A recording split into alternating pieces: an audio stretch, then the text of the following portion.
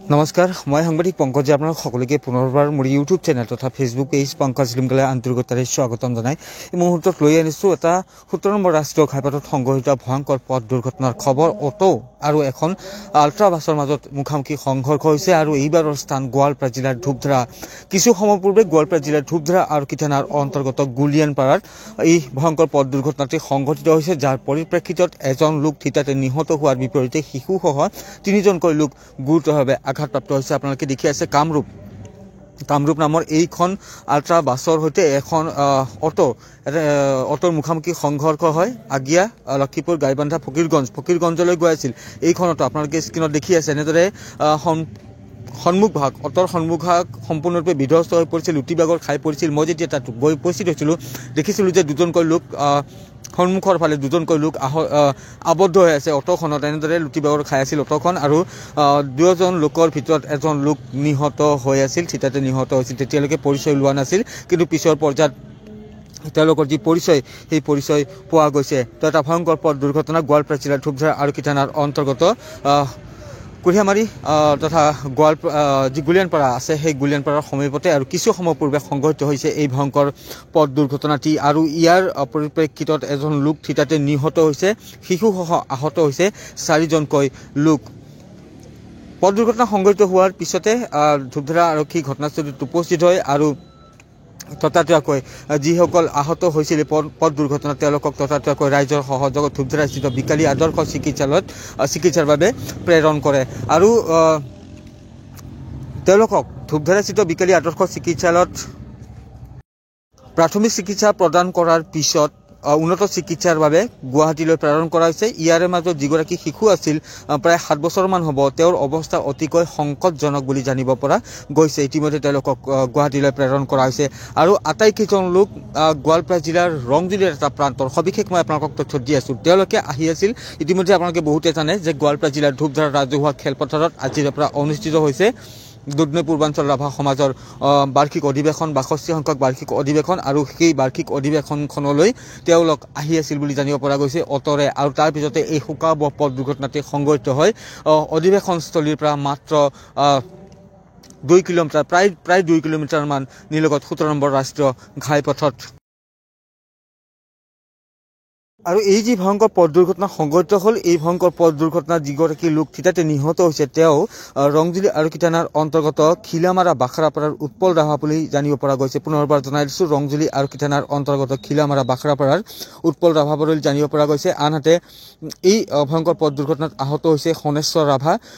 বাখৰাপাৰাৰে হোৱাৰ বিপৰীতে আহত ধনেশ্বৰ বসুমতাৰী উৰুফে বাবুল বসুমতাৰী আৰু কণমানি শিশু অবিনাশ বসুমতাৰী, তেওঁলোকৰ ঘৰ ৰংজুলি আৰক্ষী থানাৰ অন্তৰ্গত ভালুকজুলিত বুলি জানিব পৰা গৈছে। আৰু সম্পৰ্কত ধনেশ্বৰ বসুমতাৰী আৰু অবিনাশ পিতা পুত্ৰ।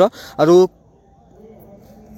স্ক্ৰীণত দেখি থকা এইখন বাছ ফকীৰগঞ্জলৈ গৈ আছিল গুৱাহাটী দিশৰ পৰা AS01 PC 5170 নম্বৰৰ কামৰূপ নামৰ এই বাছখন আৰু ৰংজুলিৰ পৰা ধূপধাৰালৈ আহি আছিল ML07B7903 নম্বৰৰ অটোখন আৰু সেই অটোখনৰ সৈতে এই বাছখনৰ মুখামুখি সংঘৰ্ষ হয়, যাৰ পৰিপ্ৰেক্ষিততে সংঘটিত হয় এই ভয়ংকৰ পথ দুৰ্ঘটনাটি। এই ভয়ংকৰ পথ দুৰ্ঘটনাটি ইতিমধ্যে মই আপোনালোকক জনাই দিছোঁ যে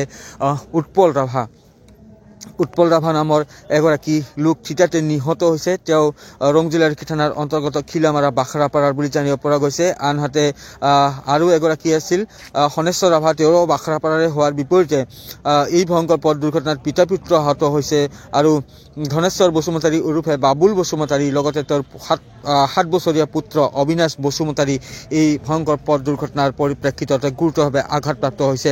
তেওঁলোকক ধূপধাৰাস্থিত প্ৰাথমিক চিকিৎসালয়লৈ লৈ অনা হৈছিল আৰু এই ধূপধাৰাস্থিত আদৰ্শ প্ৰাথমিক চিকিৎসালয়ত প্ৰাথমিক চিকিৎসা প্ৰদান কৰাৰ পিছতে উন্নত চিকিৎসাৰ বাবে প্ৰেৰণ কৰা হৈছে গুৱাহাটীলৈ।